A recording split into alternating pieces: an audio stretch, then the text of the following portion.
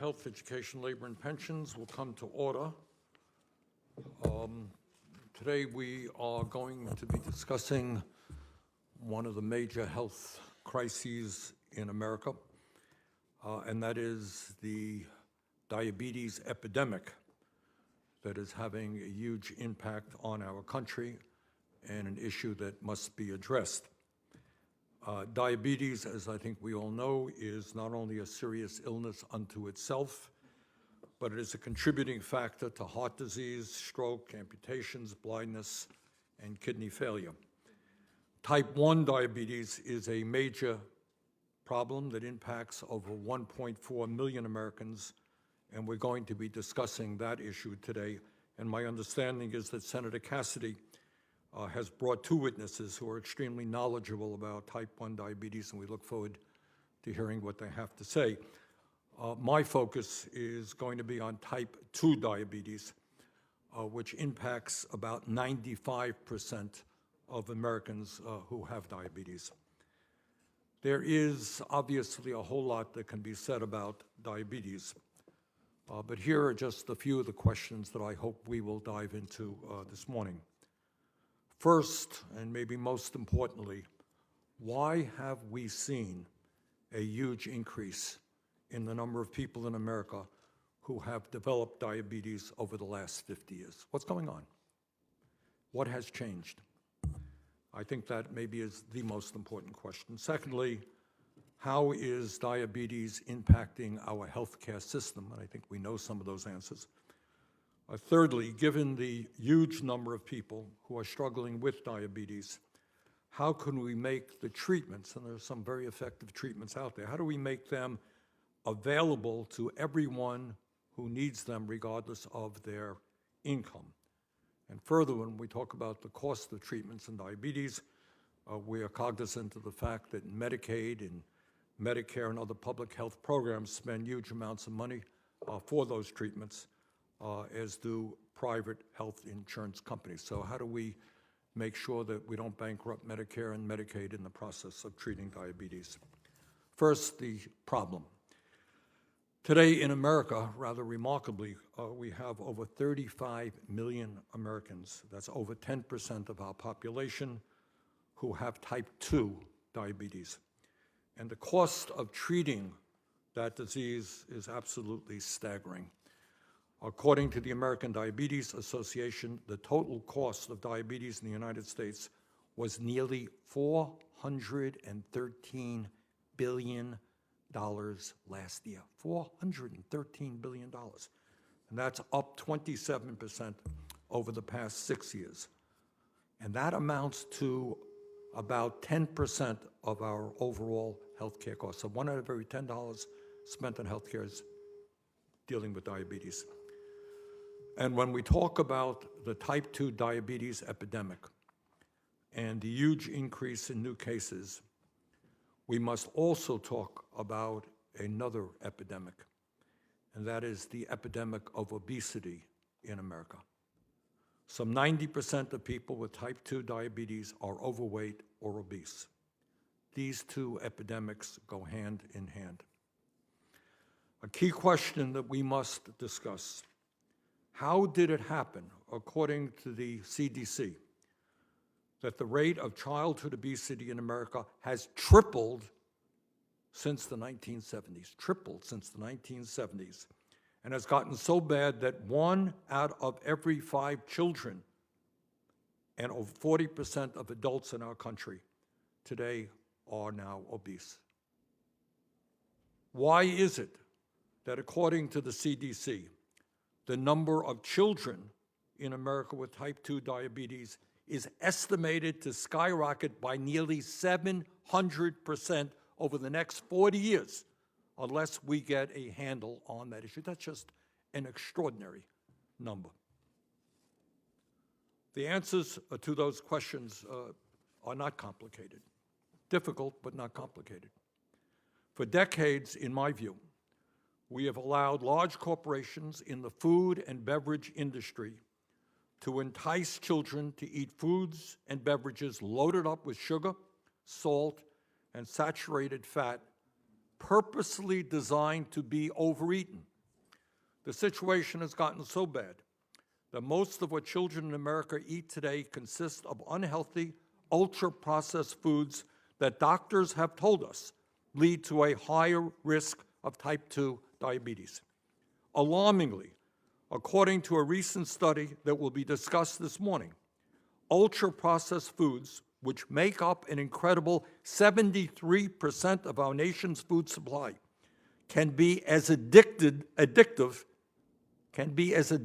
as alcohol and nearly as addictive as cigarettes.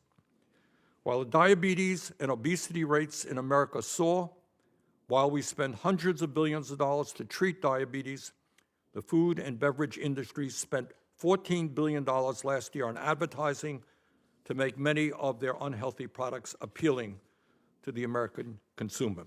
Even worse, and I think really what gets to me, $2 billion of their advertising budget is used to directly market food predominantly high in sugar, salt, and saturated fat to our children in order to get them hooked on these products at an early age. How's that? According to the Rudd Center for Food Policy and Obesity, children and teens view about 4,000 food and beverage ads on television every year, an average of 10 advertisements each day. Another study found that children who watch Nickelodeon and Nicktoons are exposed to over 10 unhealthy food and beverage ads every hour. They're going after the children. Let me give you just one example.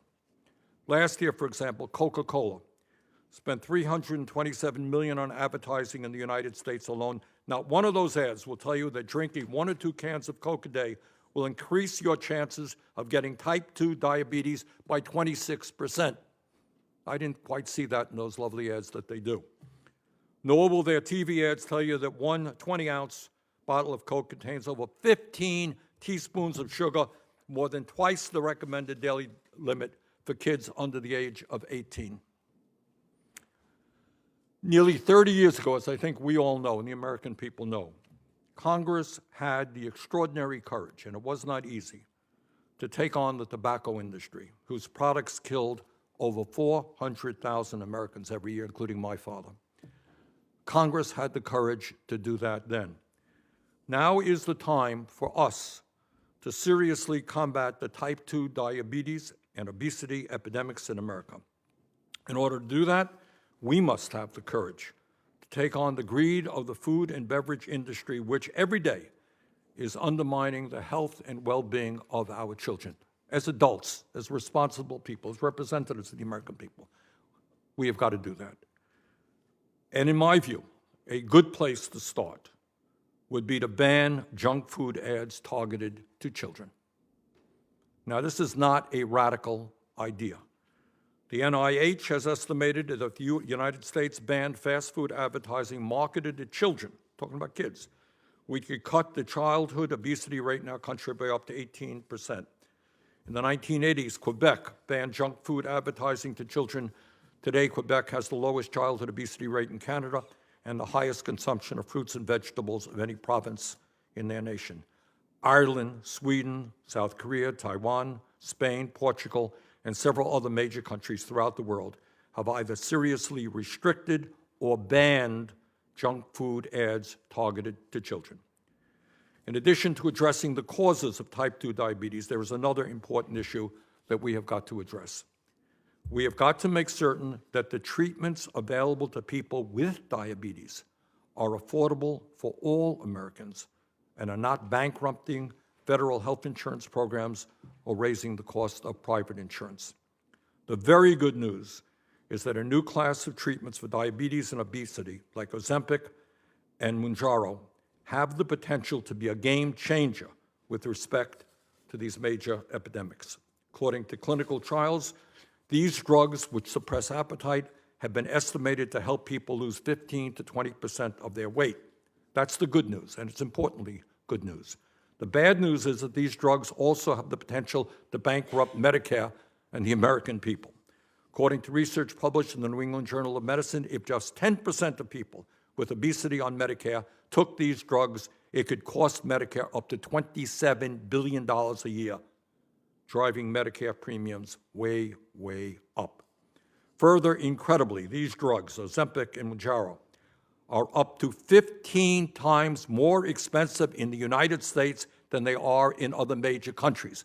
Let me repeat, these two important drugs, up to 15 times more expensive in the United States than in other countries.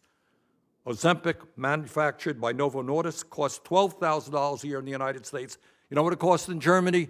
$750 a year.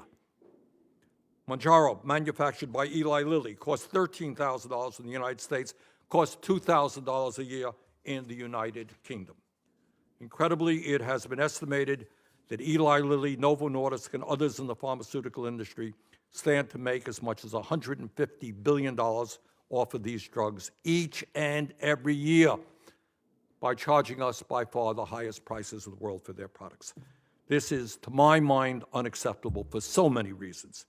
And that is why I am going to be introducing legislation which is very simple. It's legislation that says that here in the United States, we cannot continue to pay the highest prices in the world for prescription drugs. We should not be paying more than other major countries. And if that bill were to be signed in law, we would lower the cost of prescription drugs in this country by 50%. So that is where we are today. We have two issues. What is the cause of the epidemic, and how do we make sure that we have treatments available to all? I very much thank all of the panelists for being here. This is a very important issue, and I look forward to this discussion. Senator Cassidy, the mic is yours. Thank you, Chairman Sanders. The obesity epidemic is quite remarkable. And type 1 diabetes, obviously not related to obesity, but nonetheless part of that which we're addressing today. And if you look at a kind of a map of the United States over the last 3 decades and the prevalence and incidence of diabetes, it just lights up, goes bigger and more intense, et cetera, however you look at the map. So it's a bipartisan issue. I'm glad the committee is addressing it. I will say, however, that the focus of the hearing has changed from our original agreement to explore the prevention, treatment, and management of diabetes from a clinical and public health perspective. Diet and access to healthy foods are important, but I will point out that corporate marketing practices to consumers and human nutrition are not the jurisdiction of this committee. Those are under commerce and agriculture. Food marketing is what this committee will focus on today. But ideally, the committee's time would be addressing issues over which we have legislative authority. If we have legislative authority, we can do something. If we have a hearing on something over which we have no legislative authority, we have a hearing. So I'll also point out, though, that our colleagues, Senators Susan Collins and Jean Shaheen, have led the Special Diabetes Program reauthorization, which the committee did successfully vote out in June. When enacted, it will provide additional mandatory resources for diabetes research at NIH. I'd also like, and that would be a good thing to have discussed today, how the NIH is using its discretionary funding, because that's something over which we do actually have jurisdiction. We should look at why NIH habitually underfunds obesity research, despite it being the kind of foundation of why the rate of type 2 diabetes has gone up so dramatically, as well as, by the way, its impact upon many other medical conditions. It's important to explore the impact of recent medical advances upon the lives of diabetics. American medical innovation is saving countless lives. Diabetes is no different. Groundbreaking developments in diabetes management, like the continuous glucose monitor, or CGM, increases patient adherence to treatment while improving quality of life for patients and peace of mind for parents and caretakers. We could familiarize ourselves more with that. I'm a doc, but I wasn't aware of it. And then somebody says, oh, no, you look on your phone. You can see what your diabetes is. It kind of really brings it home to the folks. And it was quite remarkable, my internist friends explaining to me how this has been so changing, so positive of a change in terms of the management of diabetes. We can point out that even 10 years ago, parents were worried about their children developing diabetic shock. But now with affordable CGMs and other innovative devices, blood glucose levels are monitored in real time, and these devastating occurrences such as diabetic shock are prevented. We need to continue to foster innovation and the solutions it creates. CGMs are miracles to many now, but at some point it will become yesterday's news. We need the next miracles. Cellular treatments are on the horizon, and we have the potential to again revolutionize how Americans live with diabetes. I visited an outfit in Massachusetts, and they showed me this kind of twirling bath. And they said those are islet cells that can be gathered up and injected under someone's arm. And this is a technology that will be implemented. Quite remarkable. Again, we could have been discussing that today. The task of this committee is to balance affordability with innovation. I accept the chair's point. If there's an innovation that someone cannot afford, it is as if that innovation doesn't occur. So I'm with you on that. But we should, again, be discussing topics within the committee's jurisdiction. That's what we have the responsibility to do. And if there's something that we can actually address, then consider legislation. I look forward to exploring the issues that we can address with our witnesses. With that, I yield.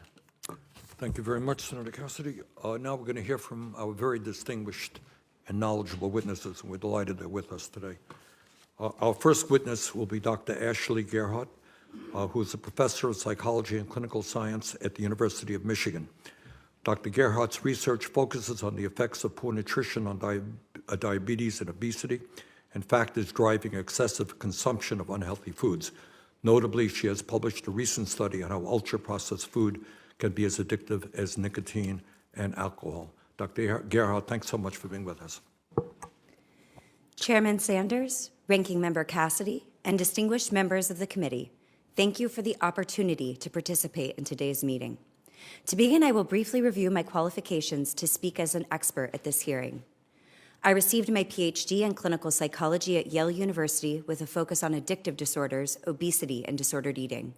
I'm currently a professor of psychology and the director of the Food and Addiction Science and Treatment Lab at the University of Michigan. I'm also a licensed clinical psychologist. Through my clinical experiences, I have gained a firsthand understanding of how hard people are working to try and get control over their eating.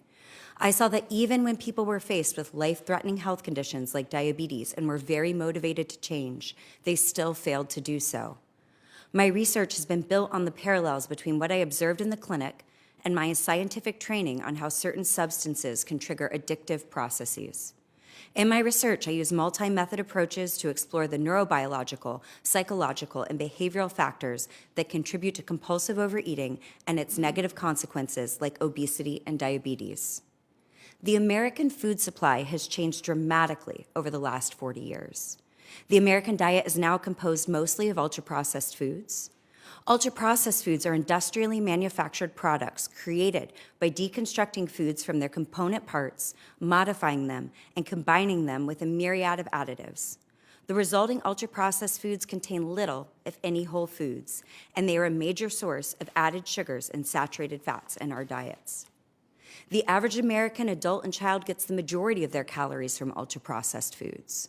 Ultra-processed foods have been implicated in health conditions like depression and obesity across numerous studies. Based on an analysis of 400,000 people, every 10% increase in ultra-processed food intake is associated with a 12% higher risk of type 2 diabetes. There are strong parallels between addictive substances and ultra-processed foods. Addictive substances are created through processing natural substances, like fruits or leaves, into new products that rapidly deliver unnaturally high doses of reinforcing ingredients into the body, like nicotine and cigarettes. Ultra-processed foods are similarly created by altering natural substances, like fruits and grains, into products that deliver unnaturally high doses and combinations of carbohydrates and fats, which are then rapidly digested by our bodies. Additives further enhance the flavor and texture of these ultra-processed foods and make them shelf-stable, accessible, and convenient. Basic neuroscience finds that ultra-processed foods, high in carbohydrates and fats, activate reward systems in the brain in an analogous manner to addictive substances like nicotine. Key signs of addiction occur in our intake of ultra-processed foods. Systematic reviews of over 280 studies estimate that 14% of adults and 12% of children meet the criteria for an addictive disorder in their intake of ultra-processed foods. This includes losing control over intake, intense, almost irresistible cravings, and an inability to reduce intake despite serious negative consequences. This addictive pattern of ultra-processed food intake is associated with a more than 5 times greater occurrence of type 2 diabetes. I want to provide a representative quote from a research participant from my lab. She said, "I can't even be in the same vicinity as a donut store or any type of donuts because I will finish a dozen all by myself. And I'm a type 2 diabetic, so that could kill me. I know that, and I know that I shouldn't be eating all of those. I shouldn't be eating one, let alone a whole dozen. But for some reason, I just can't stop eating them." If addictive mechanisms are being triggered by ultra-processed foods, this may be an overlooked reason why it can be challenging to reduce intake, even in the face of health conditions like diabetes. There are also strong connections between the tobacco and processed food industries. From the 1980s to the late 2000s, tobacco companies like R.J. Reynolds and Philip Morris became the biggest producers of processed food in the world. Internal tobacco industry documents demonstrate strategies designed to develop and sell cigarettes were applied to their processed food and beverage holdings, such as adding flavor enhancers developed for cigarettes into children's sugar-sweetened beverages, and increasing targeted marketing to children and racial ethnic minorities. Lessons learned from the tobacco epidemic can help guide solutions here. Investing in science to understand how ultra-processed foods activate mechanisms of addiction and contribute to excessive intake is important. Multi-pronged approaches and a focus on prevention, particularly for youth, will be important for improving Americans' health. Thank you for your time. Thank you very much, Dr. Gerhardt. Our next witness will be Dr. Lindsay Smith-Taylor, Associate Professor in the Department of Nutrition at the University of North Carolina at Chapel Hill. Dr. Taylor is a nutrition epidemiologist who evaluates food policies and the industry's influence on consumer choices. Dr. Taylor, thanks so much for being with us. Chairman Sanders, Ranking Member Cassidy, and distinguished members of the committee, thank you for the opportunity to speak with you. My name is Lindsay Smith-Taylor, and I'm a nutrition epidemiologist who works in the U.S. and globally. My research focuses on understanding how the food industry and the food environment influences nutrition, particularly among kids, as well as what policies work to create healthier diets. In every country where I work, one thing is true: parents want to make healthy choices for their kids. However, the current food environment makes it nearly impossible. Diets are a major driver of obesity and type 2 diabetes, and this problem is especially alarming for kids. In the U.S., pediatric type 2 diabetes has doubled over the last 2 decades.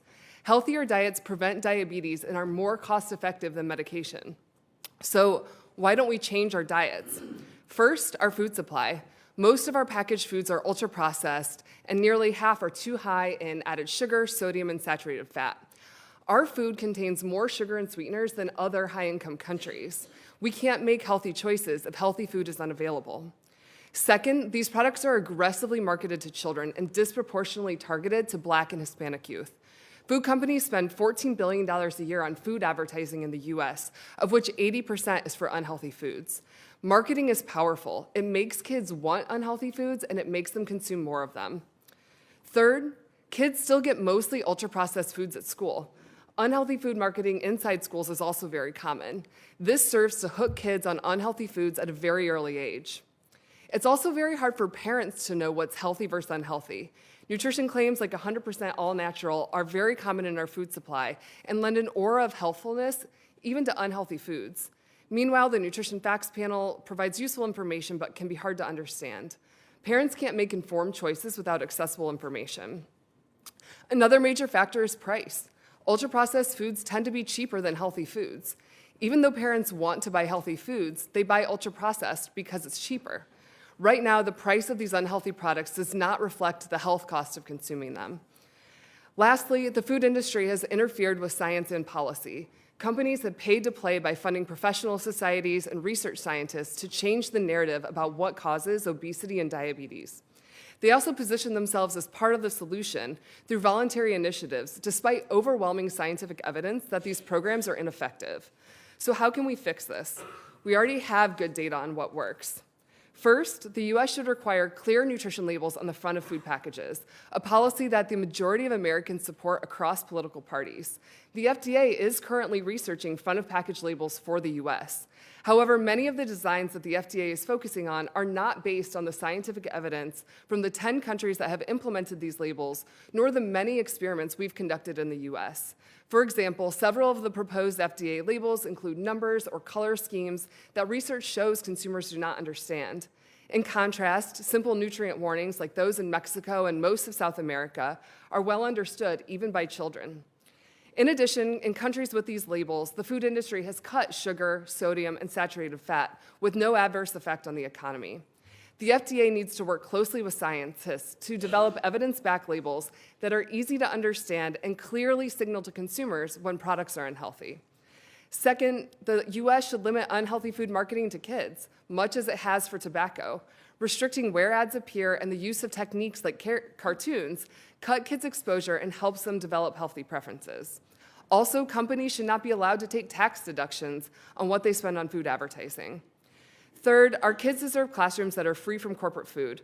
We should restrict the marketing, promotion, and sale of ultra-processed foods in schools, which global data show reduces their availability and improves children's diets. We also should use economic pressure to shift the food supply. Just like in tobacco, poor diets create massive healthcare burden and health costs in the US. And as in tobacco, taxes on the production of sugary drinks and ultra-processed foods would make food companies pay the true cost of these products. Global data show that these taxes spur companies to create healthier products and reduce the consumption of unhealthy foods. To further support diabetes prevention, revenue from these taxes could be used to fund fruit and vegetable subsidies for low-income families. Lastly, we need more funding for nutrition research. Even though nutrition is the leading cause of obesity and diabetes, only a tiny fraction of the NIH budget goes towards nutrition. Additional research funding is critical to improving diets and preventing obesity and diabetes. In conclusion, kids should not be sick because of our food environment. Federal policy action is urgently needed to make the healthy choice the easy choice. Thank you. Thank you very much. Our next witness is Dr. Kasia Lipska, Associate Professor of Medicine at the Yale School of Medicine, and we thank her very much for being with us. Thank you. Chairman Sanders and Ranking Member Cassidy, I am Dr. Kasia Lipska, physician scientist at the Yale School of Medicine. Thank you for the opportunity to present my testimony. As a clinician, I take care of patients who already have developed diabetes. There are now over 35 million people with type 2 diabetes in our country. Nearly 1 in every 3 older adults has diabetes. My focus with patients is to reduce the risk of complications of diabetes, such as heart attacks, strokes, amputations, kidney failure, and blindness. One of the biggest challenges in my clinical practice, including this past year, is still figuring out how to get my patients access to affordable treatment. Even the best medications cannot help patients if they cannot afford them. According to a national survey in 2021, 16.5% of people with diabetes rationed their insulin because of cost. This is not just due to lack of insurance coverage. Among Medicare beneficiaries with diabetes, 1 in 10 reported skipping, delaying, or taking less medication to save money. There has been so much excitement about the new medications in type 2 diabetes and obesity. That's because some of the medications, including semaglutide or Ozempic, really seem to work. They not only help people lose weight, but also, importantly, reduce the risk of complications related to diabetes and obesity. But the price tags for these new medications are simply outrageous. Ozempic, the brand name for semaglutide, approved for type 2 diabetes and marketed by Novo Nordisk, has a US list price of over $900 per month. Wegovy, the brand name for the same drug approved for obesity, is $1,300 per month. If Medicare were to fully cover Wegovy for all of its beneficiaries with obesity for 1 year, we as American taxpayers would end up with a $268 billion invoice. To give you some perspective, that's 70% of all the money that was spent on prescription drugs in the US in 2021. And could we stop at 1 year? Probably not. What we know about semaglutide and the related medications is that they work while people take them. However, as soon as they stop, their weight comes back. So patients are looking at a potentially lifelong treatment. And we could be facing the most expensive subscription service in the history of medicine. What can Congress do to fix this? Ozempic is priced at roughly $100 per month in Sweden and just $80 in Australia and France. That's 10% of what we're being asked to pay. One explanation is that those governments are negotiating prices directly with the pharmaceutical companies. That's not socialized medicine. That's smart negotiating. Price negotiation is critical, but I believe we must do more. Pharmaceutical companies have absolutely no restrictions on the launch prices of their products, nor is there any evidence that these prices are reflective of research and development costs. No amount of expert negotiation can bring down drug prices years later when the launch price is sky high to begin with. We have to align the launch price with the drug's value, the cost to develop and manufacture the drug, and what patients can afford. This is a rational approach that is in place in many other developed countries. But I want to be clear here. Medications alone cannot be the solution to the diabetes and obesity epidemics. We need to be more farsighted and strategic than that. Neither diabetes nor obesity is a moral failure or a personal choice. Just telling people to eat less, exercise more is not going to solve the problem. Instead, we must address the upstream causes of obesity, like holding the food industry accountable, as my fellow experts have already made clear. The reality is that the drug industry is really good at pushing its solutions and its products. Drug companies are powerful, sometimes more powerful than governments. Novo Nordisk, which is based in Denmark, now has a market value that is bigger than its host nation's GDP. So we must remember that drugs alone can't save us. They are only part of the solution. We can't simply prescribe our way out of this problem. And before we sign up for that never-ending subscription service and spend trillions of dollars, let's be smart consumers and have the government at the negotiating table right from the start. In closing, the bottom line is this. We have a food industry that profits from making people sick and a drug industry that profits from treating them. We must break that cycle.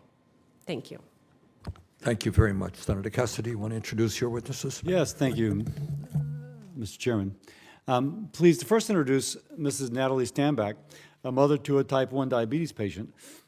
Mrs. Stanback provides an insightful personal perspective on the issues children with type 1 diabetes and their parents encounter. In 2015, Mrs. Stanback's daughter, Nadia, was diagnosed with type 1 diabetes, and apparently your family has a strong family history of this, of type 1, unrelated to obesity. Natalie volunteers with JDRF, the Juvenile Diabetes Research Foundation, to advocate for type 1 diabetes research. Earlier this year, she served as chair of the JDRF's Children's Congress. She lives in Texas with her husband and 3 kids. Thank you for joining us. I look forward to your testimony.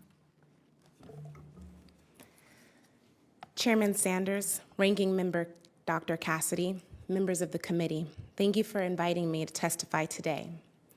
I'm here because, unfortunately, I am deeply familiar with the many challenges presented by type 1 diabetes, or T1D.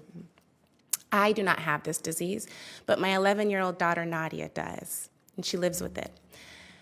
My brother died from complications of T1D when he was only 38 years old, so you can imagine the fear that I felt when Nadia was diagnosed at the age of 3. It was overwhelming, to say the least. Nadia does not know life without diabetes. We are blessed to have access to the best medical care, which helps her live the life she wants to live. She has an insulin pump and a continuous glucose monitor. She plays soccer and runs track. She looks like a normal kid, and in most ways she is. But diabetes is always there, 365 days a year, 24/7. This disease is hard and it is cumbersome. We are an emotionally positive family, glass half full, but this disease is still hard on all of us, but especially it's hard on Nadia. She can't eat without calculating how many carbohydrates are in the food so that she can dose for the correct amount of insulin. Her blood sugar levels can go low during soccer games, which forces her to sit out and then treat it and then get back in the game if there's still time. She has to deal with the needles necessary to change insulin pump infusion sites and glucose monitoring sensors in a way that many adults would and still do struggle with. And then the prescriptions and doctor's appointments must be diligently managed. My daughter is brave, she's responsible, and she's miraculous, but it's still so very hard every day, not just for her, but for all those around her. Her siblings, extended family members, teachers, coaches, friends, parents, everyone needs to understand Nadia's needs and how they can help, especially in the case of an emergency. It takes a village to raise a child. It takes a city to raise a child with diabetes. I know that the members of this committee are aware of the realities of diabetes and have championed this cause for years. I am grateful. I was honored to chair JDRF's Children's Congress this past summer, and I know the amazing delegates and guardians you all met are so grateful too. Having you as champions has helped us get to where we are today. In fact, SPD-supported research directly contributed to the development of the incredible devices that Nadia relies on every day. They could still be years in the future if not for the support of the SPD. What my daughter and what every parent of a child with diabetes needs, and what every person affected with diabetes needs, is a cure. Something that removes the thousands of medical decisions we must make every day so that we can focus on everything else in life. For my daughter, that would mean focusing on scoring goals on the soccer field and doing well in school, not whether she will go dangerously low or high in blood sugar in the process. Research can make that happen. The SPD has been foundational to nearly every advance in pursuit of that ultimate goal, which is cures. I'm excited about the progress in therapies to delay T1D onset in those at risk of developing the disease. Anyone who is able to take advantage of delaying T1D onset is receiving an incredible gift: time without T1D. I wish that Nadia could have had that opportunity. I do believe that someday Nadia will receive that ultimate gift: life without T1D. We have made incredible progress towards curing T1D through cell therapies. This research is happening right now. I do not know when she'll receive that gift. No one does, but I do know the best way to bring that day closer is long-term, sustained funding for the Special Diabetes Program. This research must continue. As a mom, I do not want my daughter to face a lifetime with diabetes. With SDP-funded research, I know cures are possible. I know a life free of insulin pumps and monitors and the looming threat of complications is on the horizon, but only if the brilliant minds who have gotten us this far have the resources. They need to get us across that finish line. And until then, we need affordable insulin. The Insulin Act would help us make that more of a reality. So I urge you for your support. Thank you so very much for your time, and I look forward to your questions. And I now have the privilege of introducing the next witness, Dr. Aaron Kowalski, the Chief Executive Officer and President of JDRF. In his role as CEO and President of JDRF, Dr. Kowalski is responsible for advancing and funding type 1 diabetes research by working closely with academics and the type 1 diabetes community. He's also a scientist, and I'm told, and this is apparently not HIPAA protected, you also have type 1 diabetes. Always got to throw that in there, Dr. Kowalski, make sure I don't get busted. Dr. Kowalski has authored a number of type 1 diabetes research articles focusing upon diabetes standards of care and the artificial pancreas. He has a doctorate in microbiology and molecular genetics from Rutgers. I look forward to your testimony, sir. Thank you for joining us. Thank you. Chairman Sanders, Ranking Member Dr. Cassidy, members of the committee, thank you so much for inviting me to testify in your interest in diabetes. I'm Dr. Aaron Kowalski, CEO of JDRF, the leading global not-for-profit focused on type 1 diabetes. As a scientist by training and, Dr. Cassidy, yes, a person living with type 1 diabetes, I'm honored to work for JDRF for the past 19 years, 4 of which in my current role. I'd like to start with a thank you. Because of your incredible bipartisan support and leadership, and the steadfast leadership of the Senate Diabetes Caucus co-chairs, Senator Collins, who just had to leave, unfortunately, and Senator Shaheen. The Special Diabetes Program, the SDP, and the Special Diabetes Program for Indians, the SDPI, are making a tremendous difference in the lives of people with diabetes and for our hope for the future. These programs have helped fundamentally change what it means to live with type 1 diabetes and have put new life-changing therapies in our hands and have brought us closer to cures. JDRF and our countless volunteers are so grateful for the committee that the committee recognizes the importance of building on this progress with the approval of S1855, the Special Diabetes Program Reauthorization Act. We thank you, and we continue to work with your colleagues to ensure the 2-year, $170 million per year for each program is enacted. Let me highlight for you a few of the many exciting breakthroughs that have resulted in the investment in the SDP that gives us so much hope for a brighter future. Because of SDP funding, we have a new therapy approved, the first ever what we would call disease-modifying therapy. It's called Tzield, that delays the onset of type 1 diabetes and the need for insulin for nearly 3 years. This is landmark. First time in 100 years we've ever changed the course of type 1. Other such therapies are advancing in the research pipeline. This is huge progress. A delay in the onset has a tremendous impact on the daily lives of people at risk for type 1, their families, and the overall healthcare system. To take full advantage of Tzield and therapies on the horizon, we need to ensure widespread screening for the risk factors that trigger type 1. In June, the FDA approved the first ever cell therapy for adults with type 1, those who are unable to maintain average blood glucose levels due to severe episodes of hypoglycemia. This therapy will allow some patients to live without external insulin for several years. This therapy could also have promise for the estimated 8 million people with T2D, type 2, who also rely on insulin administration every single day. This would not have happened without SDP funding. Another game changer for people with diabetes is technology to better manage blood sugar levels. I and many others with type 1 wear an artificial pancreas system, or AP systems. It consists of an insulin pump, a continuous glucose monitor, and a computer program called an algorithm that allows the pump and the CGM to communicate with each other and give the right amount of insulin at the right time. AP systems aren't perfect. They don't replace what you lost when you developed type 1 diabetes, but they do make life better. Better blood sugar control and easier diabetes management. Several systems are on the market now, and next-gen systems are in the research pipeline. Individuals with type 2 are also benefiting from these technologies. Many now use CGM to gain valuable information about how their food, exercise, stress, and other factors impact their lives and help them better manage their blood sugar levels to improve their health. Just this last week, the ADA standards of care were updated to reflect the importance of diabetes devices and recommended them to patients right away when they're diagnosed. Continued support of the SDP will enable several long-term T1D-oriented research programs and clinical trial networks to continue their important work.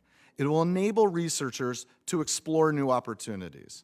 For example, highly beneficial SGLT inhibitors, drugs that lower blood sugar by preventing kidneys from reabsorbing glucose, are approved for type 2, but not for people with type 1. We need to develop strategies to ensure these drugs can be safely used by type 1 people, which could reduce the costly and devastating impact of heart and kidney disease. Research for both type 1 and type 2 is critical to gain further understanding, advance therapies, find cures, and JDRF and others are significantly investing in this research. But absent government support and investment, these advancements will slow. The cost of diabetes will rise. We need Congress to move swiftly and enact the SDP and SDPI funding contained in S1855, and until cures, we need affordable insulin for all those who need it to live.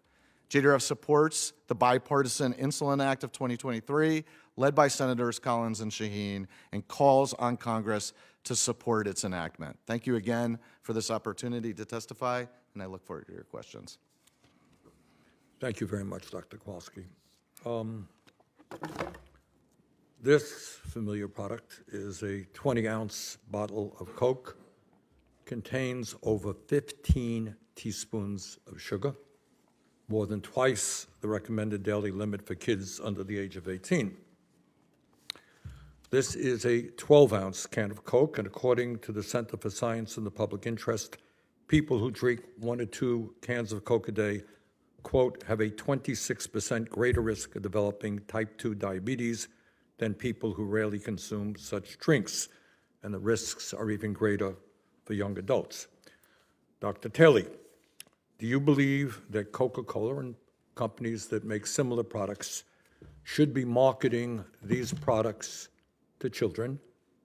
Should there be labels on products like Coke warning people that regularly consuming sugary drinks substantially increases their chances of getting type 2 diabetes? Dr. Taylor?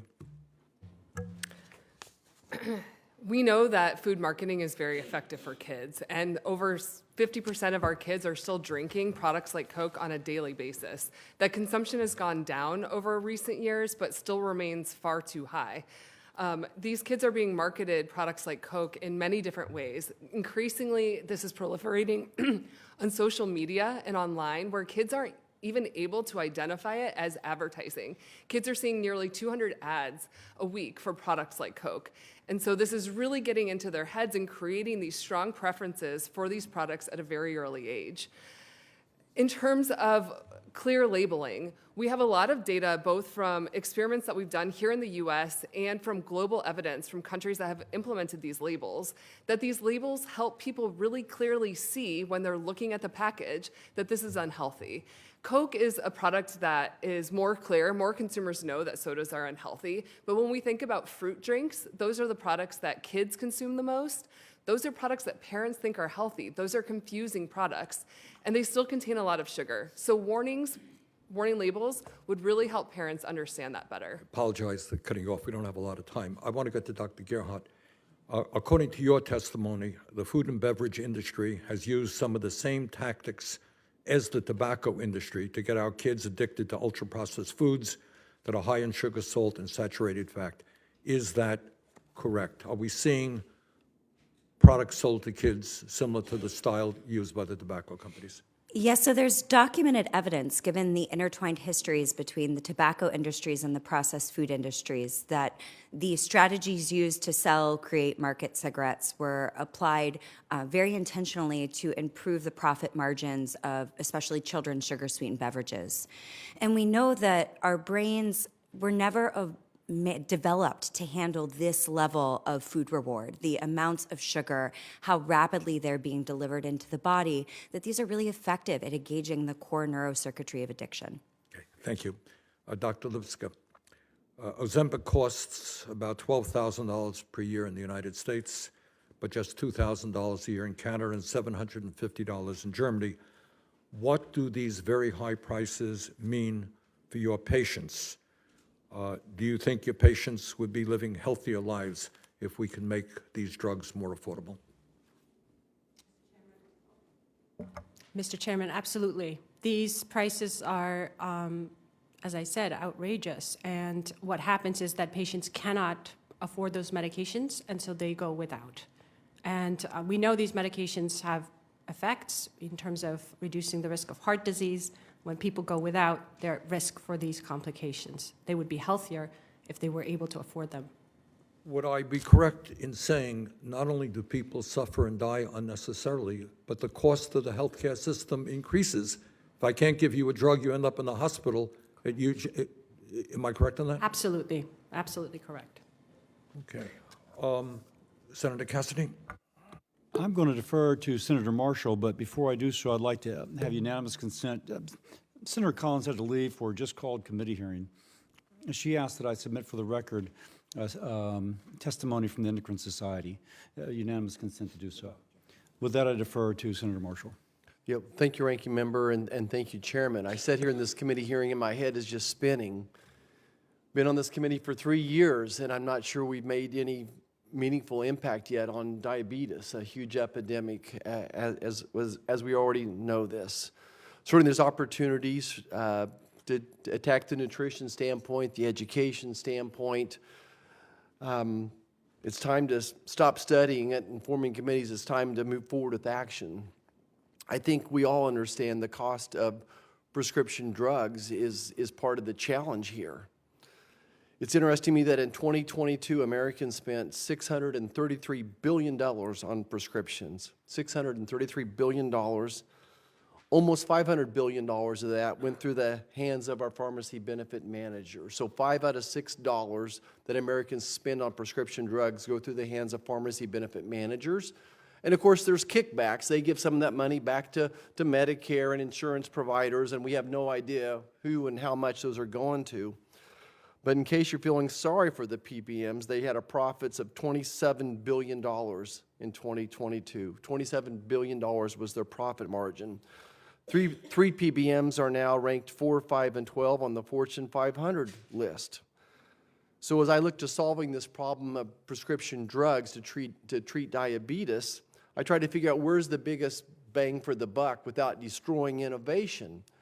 And I keep coming back to these pharmacy benefit managers. We've done incredible work so far to address this problem, but our work's not finished. We've sponsored the Drug Act, which is a bipartisan, bicameral legislation that would delink administrative fees paid to PBMs from the price of prescription drugs. Rather than paying a percentage of the drug, that there would be a flat fee. Obviously, the PBMs are motivated to, the higher the drug cost, the more they're going to benefit when they get a percentage of that.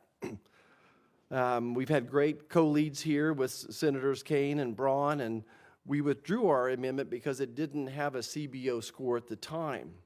But this remains my top priority. We have the CBO estimate. Guess what? This is going to save the federal deficit by $654 million if it's fitted into the PBM Reform Act. Senator Collins said this legislation is literally right on the money, and certainly Senator Collins has been my mentor in trying to figure out what to do with diabetes here in many ways. The underlying issue is that PBMs favor higher priced brand insulin over insulin biosimilars. We had hoped the biosimilars coming to market would help drive this down, but it remains a challenge.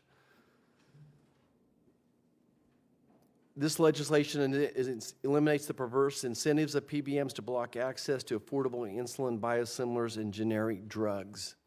Is there anybody on the panel that would disagree that by delinking this would help drive down the price? Does anyone disagree with that? Okay. I just hope that to have a commitment from our folks, from this committee, that we would continue to work on this, and that somehow we could add this delinking amendment and get it as part of the package to move forward to actually impact the challenges that we have here already. I guess I got a minute and a half left. So let's talk about education and nutrition. I'll defend Coke and Pepsi for a second. They're going a lot to other more healthy drinks. I see them out there. And more I see young people, probably better so than people my age group, making healthier choices. Does anybody have any comments on how we can promote that education in a better way? Sure. I mean, I think education is really important, and we could do better in our schools by requiring nutrition education, which I believe is not currently required. But we also know that education isn't enough because there are all of these other forces around marketing and pricing and really the confusing food labeling that makes it complicated. So when you're looking at that product, that sugary drink, and it tells you that it's got 100% vitamin C, it can still be hard to understand just how much sugar it has.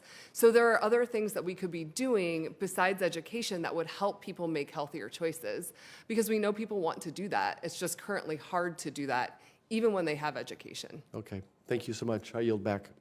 But let me just briefly respond to Senator Marshall. I think you are aware that I consider the high cost of prescription drugs to be one of the great crises facing our healthcare system.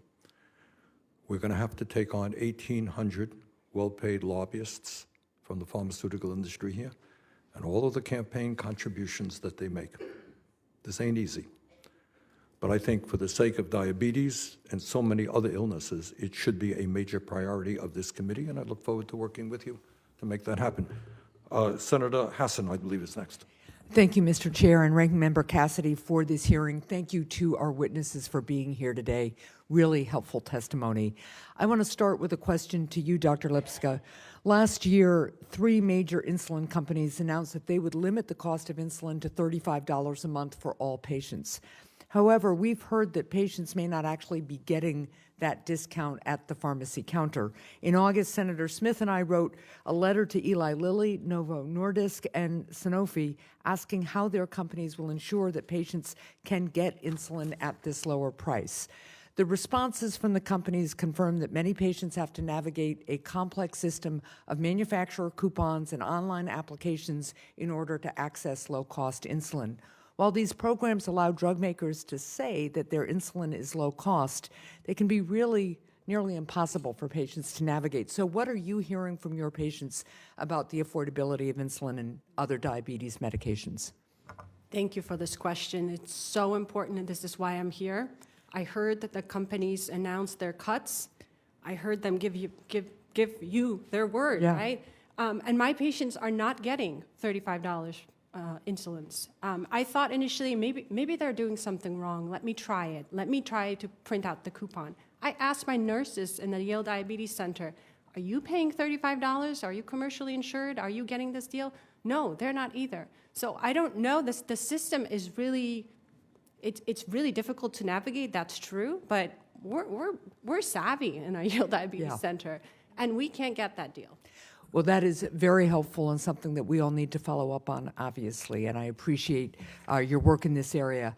Dr. Kowalski, I wanted to turn to you and thank you and the JDRF for the important work you're doing to advance breakthrough treatments and one day a cure for type 1 diabetes.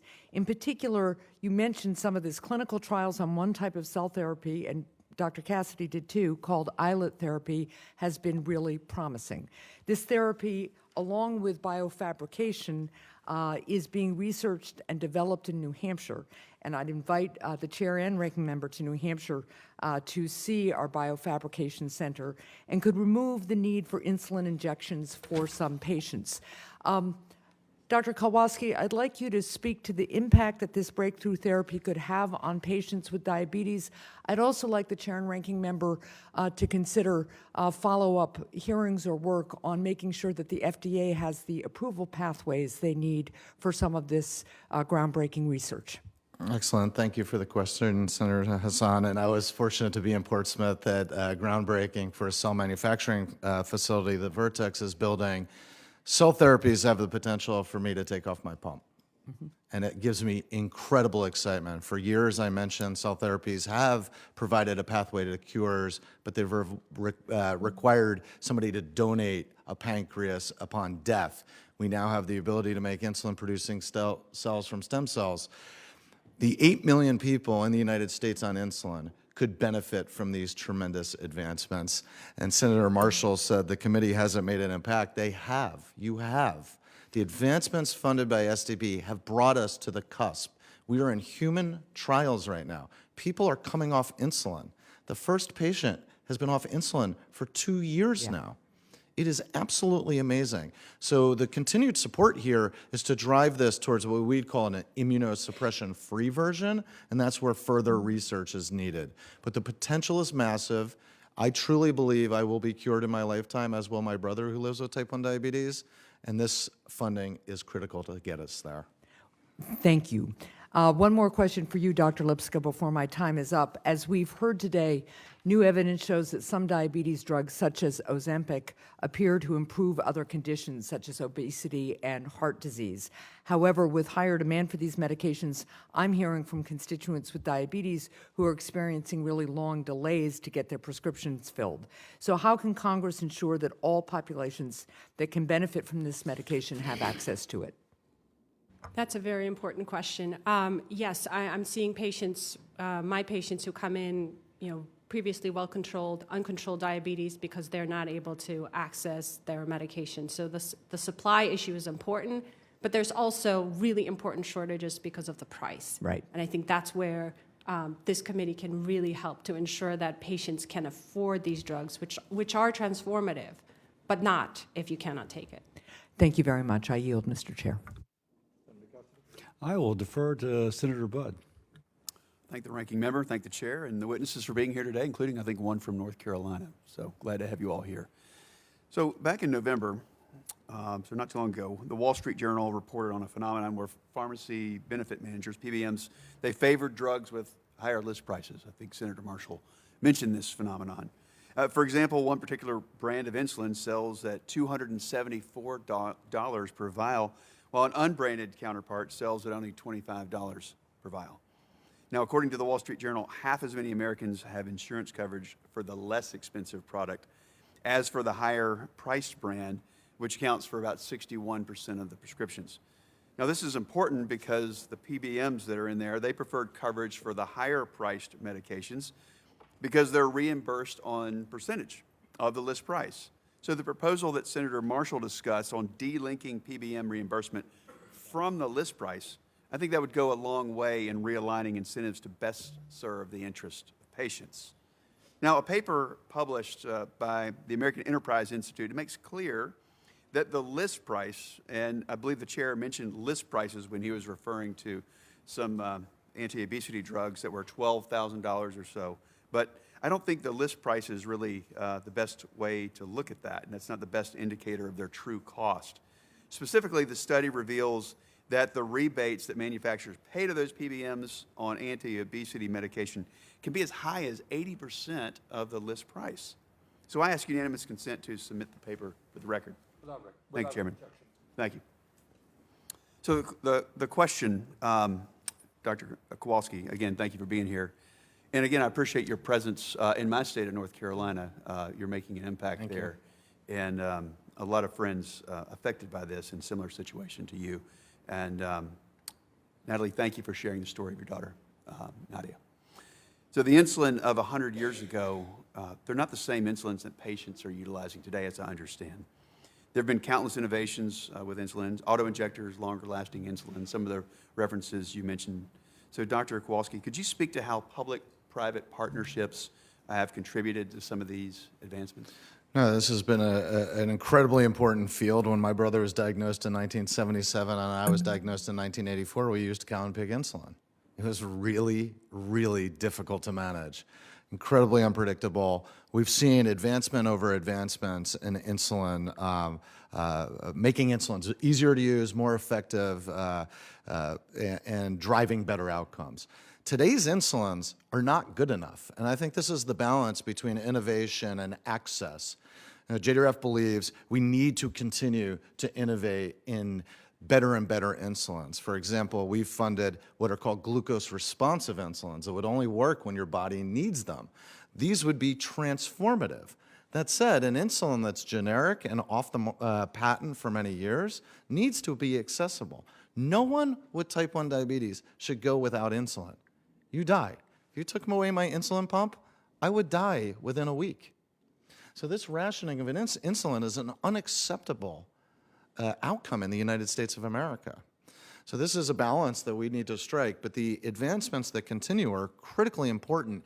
We know the average person with diabetes right now in the United States is not achieving their goals. We need to do better. Appreciate you all being here. I yield the floor. Thank you, Senator Budd. Senator Smith. Thank you, Chair. Thanks very much for this hearing, and thanks to all of you for being here. I want to just put a note on what Senator Hassan was asking about related to how people can get access to this, what seems like mythical $35 insulin. And, you know, I hear from Minnesotans every single day who tell me that they are rationing this medicine that keeps them alive.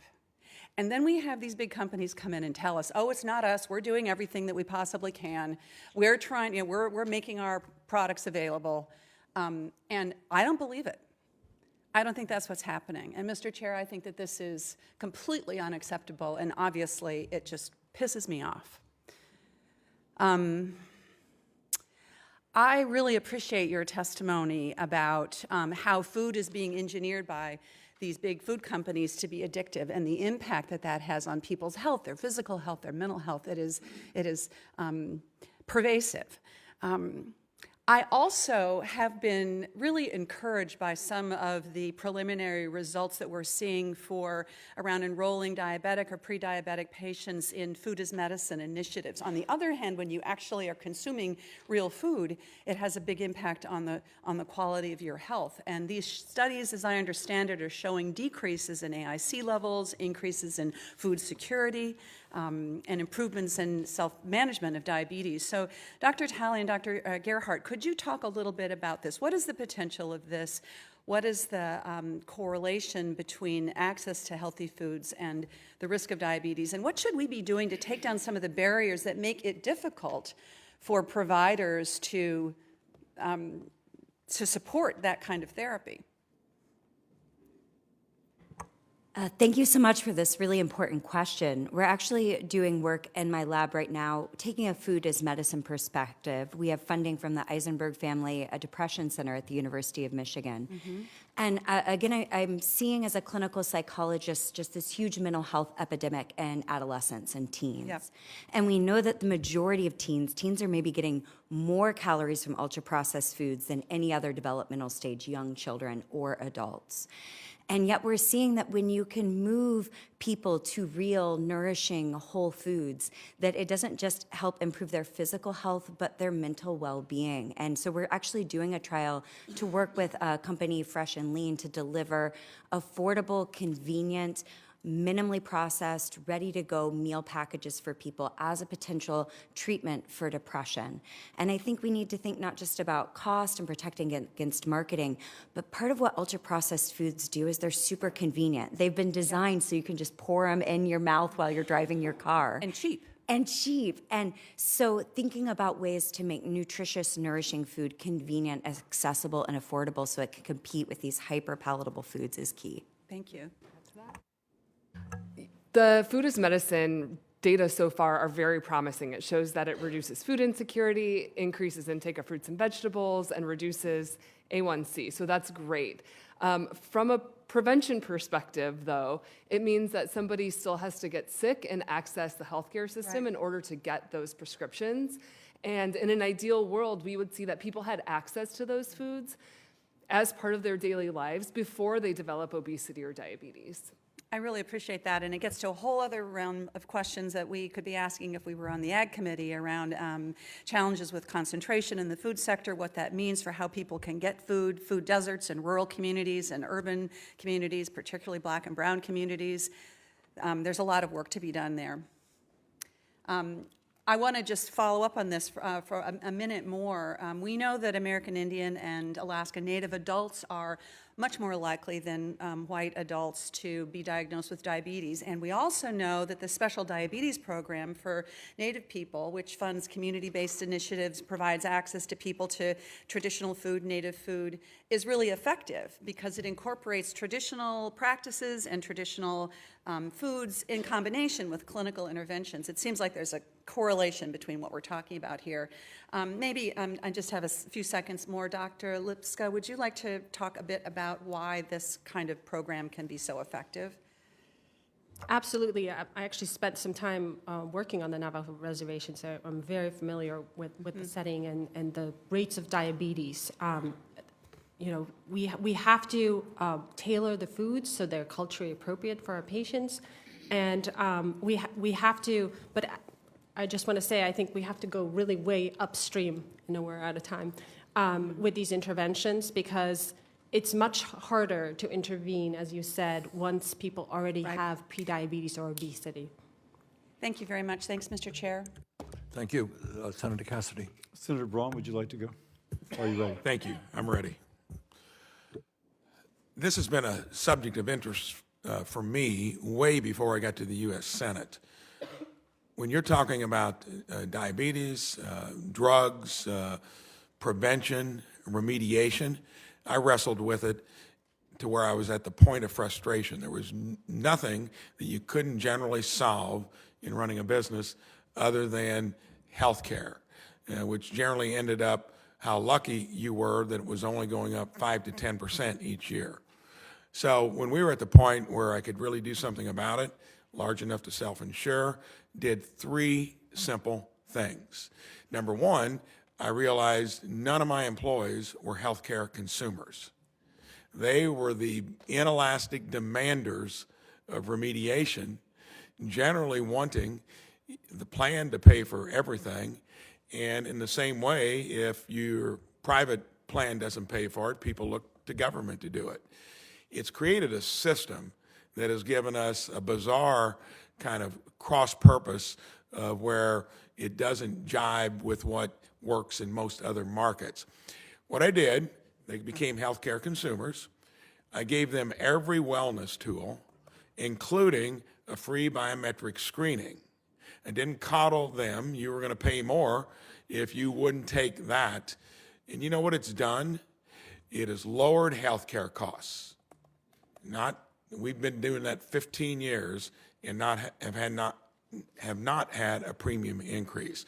I'd like Dr. Lipska and maybe Dr. Kowalski, how much of what we're talking about here is part of a broken system that is now driven mostly by huge hospitals that love opaqueness, no transparency, and insurance companies that have gone way beyond indemnification to where they're in on everything and they grab roughly 15% of the healthcare dollar that's purely administrative. We're talking about things, I think, on the side of how you fix diabetes and other chronic ailments. What about fixing the system itself? I'd love for you, Dr. Lipska, to weigh in, and then Dr. Kowalski. Thank you for that question. I agree with you that our system is broken. In terms of, how do we fix this for diabetes in particular, to prevent diabetes, to prevent obesity, I think the healthcare system needs to serve the needs of the patients who develop these conditions, but I think we have to, again, go upstream from the healthcare system in order to prevent people from getting sick in the first place. And I think that's critical. That's going to save us money and, in the long run, to keep people healthy. And I think that's upstream from the healthcare system. So I'll just make a quick statement because I'm going to come in with a research perspective, but start by saying, we're talking a lot about obesity and diet, that being obese does not mean you're going to get diabetes. And sometimes I worry we stigmatize people with type 2 diabetes by saying, and some of our colleagues said this, by you just stop eating and you'll get diabetes. This is a genetically inherited disease. And I know that. I'm asking about the framework within which you'd like to see that would address it and many other things. Absolutely. So when we think at JDRF, our mission statement is accelerating life-changing breakthroughs to cure, prevent, and better treat T1D and its complications. And I always take those words very literally and significantly, meaning your life's not changed if you don't have access to better care. And if the system provides barriers, as Senator Sanders said, to drugs that could improve your care and your life and your health, then we haven't succeeded in our mission. And I'd agree with that. And I think that's a particularity that will weigh in to be helpful. Let me tell you what I think is a solution to this and the extremely high cost of health care, access, and all of it. And proud to say that later today, Senator Sanders and I will be introducing a bill called the Healthcare Price Transparency Act. I've been working on this for the 5 years I've been in the Senate, and I think it is the umbrella that finally takes us to solutions for this and many other things. Briefly, let me tell you some of the things it's going to do. It's going to require machine-readable files of all negotiated rates and cash prices between plans and providers, not estimates. It's going to require pricing data standards, including all billing codes for services. It's going to require actual prices for 300 shoppable services with all services by 2025. It's going to require a testing by executives that all prices are accurate and complete. It's going to prevent preemption of state price transparency rules, codify the transparency coverage rule, and it's going to provide group health plans the right to access, audit, and review claims and counter data. Thank you, Senator Sanders and Senator Smith, for being on it. I hope to get all Republicans and Democrats on a bill that'll fix many aspects of health care. Thank you, Senator Braun. Senator Hickenlooper. Thank you, Mr. Chair. Thank all of you for being here. I've got a few questions, so I'm going to hope you can be very concise. This morning we've discussed what more we need to do to address upstream causes of obesity that are leading to high rates of diabetes in our country.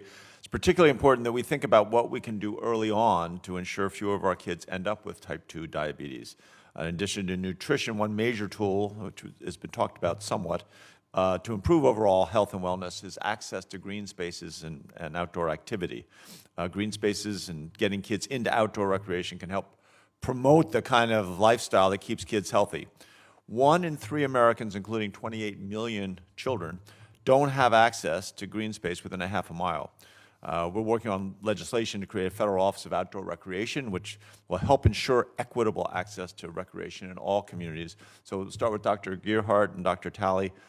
Can you discuss the benefit that physical activity with healthy eating, along with healthy eating, can have in delaying or preventing the onset of type 2 diabetes? So we see that physical activity and nature can play a big role in our overall mental health and well-being. We do see that the role of nutrition and diet can kind of swamp some of those effects. But I think you're right that it's really got to be multi-pronged and multifaceted, and we need to take holistic views, but also invest our energy and resources where it's going to make the biggest bang for our buck. Yeah, to build on that, the diabetes prevention program showed that the combination of physical activity and diet changes were tremendously effective at preventing type 2 diabetes. But at the same time, going back to Senator Sanders showing us that can of Coke, we know that it's really, really easy to drink a can of Coke, and that would require exercising, running 1.5 miles to offset that can of Coke. And so it's really important to, in my view, really prioritize nutrition, coupled, of course, with physical activity, to promote overall fitness. Great, thank you so much. Community health centers place an emphasis on integrated care models, take a comprehensive approach to patient care, focusing not only on treatment but prevention, nutrition, exercise, other social determinants of health.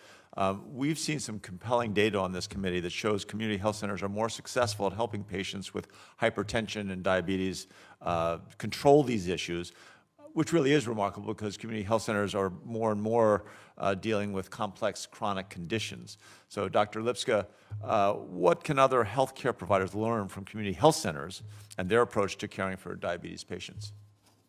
Thank you. And I think it has to do a lot with the fact that community health centers take that holistic population view as opposed to the rest of healthcare, which often takes care of the patient in front of you, bill for the service, and then that's it, right? And I think that if we have these systems where you're responsible for the care of the population of patients, you're going to put more emphasis on prevention of disease rather than just treatment of complications when they occur. So I think we can all learn a lot from that. I think that they're doing a great job. I agree. And just one other point on that, or separate than that, is consuming these ultra-processed foods like sugary drinks and all these things we've been talking about also connects with higher rates of dementia later in life. Didn't know whether you or any of the others would like to comment on that. Yes, there's been some people who've even started to think a little bit about Alzheimer's and dementia as type 3 diabetes has been labs discussed a bit. And I could say we've done research with the National Poll on Healthy Aging at the University of Michigan that found in older adults, 13% endorsed clinically significant signs of addiction in their intake of ultra-processed foods, and that was associated with higher mental health, physical difficulties, and overall a tendency to have a lower quality of life. And so I think older adults are a really key population whose increase of ultra-processed foods has been increasing remarkably over the last couple decades. Got it. Great. Thank you. And I'll just very quickly, Ms. Stenbeck, the National Institute of Diabetes and Digestive and Kidney Diseases at NIH funds this critical research across the country. University of Colorado, Denver Diabetes Research Center with this important support is spearheading research into type 1 and type 2 diabetes. They also run a program to recruit young faculty into diabetes-related research. Your experience, first with your brother and then with your daughter Nadia, highlights the importance of prioritizing research and making sure future scientists are focusing on treatment. How have the recent medical breakthroughs, even over the course of Nadia's life, changed her experience of living with type 1? Peace of mind. A lot of us are talking about the pharmaceuticals and the medicines that help people with type 1 diabetes, but it also presents a very serious mental burden that presents in the form of burnout and other things that are detrimental to the health of people living with type 1 diabetes. So her insulin pump and the CGM gives not only her, but me also peace of mind and being able to manage the cumbersome disease. Right, thank you. Thank you all. Appreciate you spending the time to be here. I yield back to the chair. Thank you. Senator Cassidy? We have 5 minutes, so if I interrupt you, I'm not being rude, or maybe I'm being rude, but that's the reason. Dr. Kowalski, you mentioned risk factors for type 1 diabetes, but I thought, well, what is there besides genetics and genetics?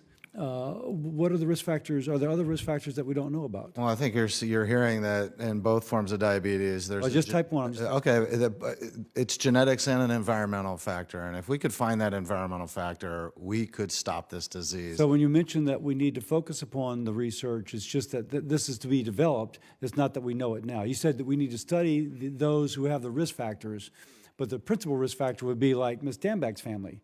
My gosh, and maybe yours, because you mentioned your brother having it. Yeah, no, there's definitely a genetic component in type 1 diabetes. We know that well. But if you have an identical twin, it's not 100% that the second twin, if the first one develops it, will get it. So we have, for example, the SUP is funding a very, very important study called TEDDY that tracks from in utero to adulthood children at high risk. And we're looking at environmental factors that could be triggering the disease. That will stop. Now, let me interrupt type you. 1. I graduated from med school in '83, and they've been talking about it since '83. So obviously, it's pretty difficult to tease out what those environmental factors are. Very difficult, but we do have a number of candidates that are moving into human clinical trials, and we believe we will get there. That's fantastic. Ms. Stambach, Dr. Lipska mentioned that in her clinic, the workers there have a hard time getting $35 insulin. We know what we're told up here, but we often don't know what we know. You're the person who's been kind of living with this. So what is your experience in terms of, and I ask this not knowing the answer, what is your experience in terms of getting affordable insulin? Our insulin is only affordable because we're paying top tier for our private insurance, but I've also not seen or Now let heard me of ask you, do you have any insight into what your pharmacy benefit manager, because we've been told pharmacy benefit managers deliberately do not take the low-cost insulin, but rather get the higher-cost insulin because, frankly, the PBMs allegedly make more money by costing you more money. Do you have any insight into that? I don't. I just know that we selected the highest tier of of the insurance provided by my employer to make sure that we could not have any inhibitions when it comes to choice or selection of insulin. That's great. And Dr. Lipska, do y'all have any insight into what Yale does for its PBMs? Because again, this has come up continuously, and this is the big rub. Eli Lilly says, hey, listen, we're giving it for $35. Yeah, there's a tax, there's a dispensing fee, but our cost is $35. And the PBMs allegedly are saying, no, we're going to give you the top dollar, and we're not going to take this one. Do you have any, when you inquire about this, do you know whether that extra cost being paid is due to the PBM or to the drug company? It's a great question. I don't know. I honestly haven't been able to get to the bottom of why this happens because it's so difficult. So let me ask then, and this may come to you. It's my understanding that on some of these processed foods, it's fructose more than glucose or sucrose, which is the problem. And that fructose is more quickly absorbed and causes a greater sugar high and kind of the greater sugar low, so therefore you want another hit. Now, again, I haven't looked at this for some time, but is that still kind of the thought? Yeah, I think, I don't know if the other panelists want to answer that as well, since I treat diabetes, but I'm familiar with some of that research, and I understand that that's true, that fructose does activate those reward systems. Could one of y'all answer that quickly, please? That is true, but the high fructose corn syrup that we're consuming is actually very similar to sugar from a chemical composition perspective. The fructose? Yes. Yeah, but the fructose is more quickly absorbed. The main issue is also that we're consuming it via liquid forms, which means that it's much more rapidly digested. And that's true for ultra-processed foods as well. The way that those foods are made means that they are metabolized much more I rapidly. get that, yeah. Causing The more fiber, apple juice is absorbed more rapidly than applesauce, which is more rapidly than an apple. Exactly. More fiber is slower absorption. But fructose is the independent factor, and it does seem like fructose is a particular issue here. I'll just point that out. Ms. Stambach, coming back to you, again, we've had these kind of conversations as regards PBMs. When you change insurance companies, because periodically employers do, are they making you go through a prior authorization process for whatever your daughter is currently on? A brand new one? No, this didn't work before, but you got to go through it once more just to satisfy our requirements? No, not with our private insurance. That's through my employer. And you have a big employer or a small employer? It's fairly large. Do you mind telling us for whom you I work for AMN Healthcare, medical staffing. Yes, that's a pretty big company. Okay. Well, I'm almost out of time, but I thank you all. Thank you. Senator Kane. Thank you, Chair Sanders, and great hearing, great witnesses. I'd like to put an unusual document into the record. It's a JDRF 2023 Children's Congress scrapbook. A bunch of students in Virginia who have diabetes told their stories, and they're Emery Ellis, Maddie Hawkins, Riley Kitts, Carson Owen, Jack Samples, Jan Vanden Eykel, and I think these are worthy testimonies. And I just want to read one that was interesting from Maddie Hawkins. She's in a family where mom, dad, and a brother. The mother doesn't have diabetes. All the others have type 1 diabetes. And listen to this. My dad was diagnosed with diabetes before I was even born, and my brother diagnosed in 2020. So it's always crazy at my house. There's always some alarm going off, always someone who needs to treat their blood sugar. My mom's goal in life is for all of us to have the same blood sugar at the same time, but that hasn't happened yet. Still, at the end of the day, sharing diabetes creates a sense of camaraderie, and then there's a picture of the dad and the two kids who share this camaraderie because they have diabetes. I would just like to put that into the record. Without objection. And focusing on young people. During the height of the pandemic, Congress provided schools with a lot of flexibilities around meals. 1 in 5 kids in the U.S. live without constant access to adequate food, and this temporary expansion during COVID allowed students, especially those in high-need areas, to have much more access to meals that were nutritious. Now the pandemic-era policy has ended. Several states have enacted legislation allowing for universal free school meals. In Virginia, there are currently about 511 schools that have adopted the community eligibility provision where eligible schools can offer meals at no cost to all students. I'm heartened to see this uptick in the CEP in my home state. Dr. Taylor, what impact does the nutritional value of school lunches have on students' health, and what can Congress do to improve health outcomes for kids? School foods are probably the #1 way that we could promote healthier diets among kids and ultimately prevent diabetes. Kids consume 1/3 of their daily calories in school, so this is incredibly important. Universal school meals are critical because it ensures that all kids have access to food. We know that adequate nutrition is not only important for health and growth, but it promotes learning outcomes. And it also means that kids aren't stigmatized for receiving, when only some kids get this benefit. So in addition to universal school meals, as I said in my testimony, really making sure that our schools are free from corporate food marketing, ultra-processed foods, sugary drinks, the marketing and advertisement and sales of those products to our kids is currently a major problem. And so reducing or eliminating that would make huge progress. Let me ask another question. I've heard an interesting policy debate, and the question is, should SNAP benefits be usable to purchase unhealthy and ultra-processed foods? Those who say yes say you shouldn't have a separate standard for people using a SNAP benefit card and person using dollars and cents. Those who say that SNAP benefits shouldn't be used say, why would we want to pay tax dollars to enable people to purchase foods that make them sick or kill them? And if SNAP benefits weren't usable for unhealthy foods, the food retailers and grocery stores that are in neighborhoods where there's a high percentage of SNAP recipients would have more of a motive to offer more healthy food options. What do y'all think about that debate? Yeah, I can weigh in on this. I've tried to do research in the past on this and wasn't able to receive funding. I think it's really important to make sure that people who are using SNAP have dignity and choice.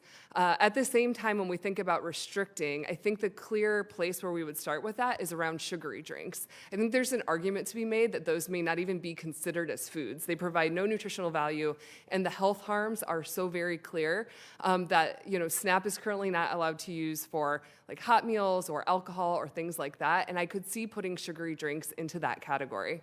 Other thoughts from other panelists? Dr. Lipka? I think the problem is that those foods are also, the unhealthy foods are also cheaper, right? So then your SNAP benefit is going to go potentially a longer way if you can make those foods, the healthy foods, more affordable.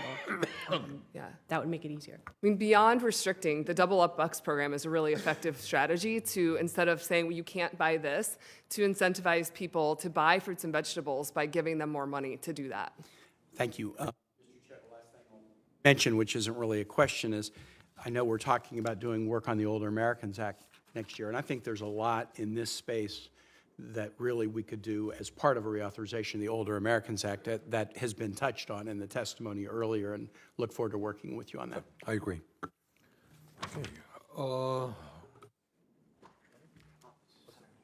Senator Casey. Thank you, Mr. Chairman. I want to thank the panel, and Sarah wasn't here earlier. We had an Aging Committee hearing that I was chairing that overlapped, so we have your testimony, and I know that Sarah and my team has been here for the whole hearing. I wanted to thank the witnesses for your testimony, bringing both experience and expertise to these issues. And I know the hearing touched on a number of critical issues relating to diabetes, and including the high cost of insulin. I was one of the, as many were, co-sponsor of Senator Warnock's bill that proposed a cap on co-payments for insulin in the commercial market of $35 a month. That was similar to what we passed in the Inflation Reduction Act for Medicare Part D beneficiaries. So I just have two questions. Dr. Kowalski, I'll start with you. Type 1 diabetes is often perceived as a disease of children and young adults, but as healthcare for people living with diabetes has improved, it is truly a disease that can affect people a much longer time period throughout their lives, as you know. Are there specific challenges or factors we should consider with respect to older adults with type 1 diabetes? That's the first part of the question. And then second, are there medical issues that need more research or policy changes specific to the needs of older adults that you'd recommend? Well, the great news is people with type 1 diabetes are living longer. When I was diagnosed, we were told we would have significant reduction in lifespan, and my brother and I, fortunately, are doing well, and many people. That said, we know that older adults are particularly susceptible to severe hypoglycemia unawareness, which can cause falls and broken bones. And unfortunately, broken bones are another issue in older adults with diabetes. So that's an area. Reducing hypoglycemia is a big, big priority.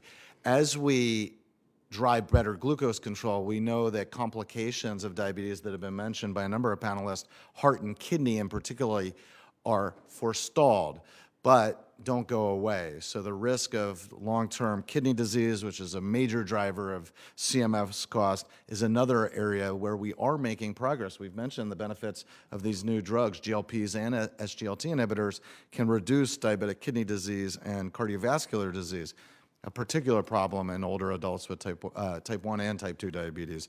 So this is an opportunity to reduce costs and improve care. Thanks very much. Dr. Taylor, did I pronounce that right? Nutrition for children is obviously fundamental, as so many have made reference to. I introduced a bill that focused on what I believe are what should be the 5 freedoms for children. One of them is a freedom from hunger, in addition to health care and education and so much else that we want to provide our kids. At the end of your written testimony, I think it's on page 6, you mentioned the need for more research into nutrition science. What are some of the current gaps in our knowledge about nutrition, especially as it relates to kids? So one of the gaps that we've been talking a lot about is the fact that we still don't have a really good understanding for the biological mechanisms of how ultra-processed foods work. They're such complex substances. Kevin Hall at the NIH did a wonderful trial that was the first step in showing this, but there have been no additional studies to replicate that, to look at this issue in kids, and to really go farther to really isolate what those effects are. So I think that would be the first piece of this. And then the second piece is understanding from a population level perspective. We're not thinking about how to treat these kids. We're trying to think about what policies work more broadly to prevent hunger and also promote healthy diets, because those things often kind of go hand in hand. We have a lot of kids who are hungry and also consuming diets that are really high in sugary drinks and ultra-processed foods. Thanks very much. Thanks, Mr. Chairman. Senator Cassidy, you want a brief closing remark? Yeah, Dr. Kowalski, I know you would agree with me totally, but just for the record, you mentioned that obesity does not necessarily lead to type 2 diabetes, but let's not imply that obesity does not have other problems associated with it. Hip replacements, joint replacements, heart disease, hypertension, gallstones. We mentioned earlier about Alzheimer's, on and on and on. And so I'm a big proponent for obesity research. If the metabolic syndrome is almost always triggered by obesity, and I used to tell my medical students it's a hydra head monster, and diabetes is one of those, but there's many others as well. I think we need to be asking the NIH and CDC to focus more attention upon obesity in of itself. So, and I know you agree with that, but just for the record. I agree. That was a brief remark. Good. Well, let me thank all of our witnesses. I thought a very informative hearing, and I thank all of you for being here. And we've touched on a lot of issues, the need for more research in type 1 diabetes, need to address the crisis in our kids becoming too heavy and the foods that they're eating, what they're drinking, and the need for affordable treatments. I've covered a lot of territory that I hope this committee will effectively deal with. But thank you all very much for being here. And with that, this is the end of our hearing today. And any senators who wish to ask additional questions for the record will be due in 10 business days, December 29th at 5 p.m. The committee stands adjourned. Thank you all.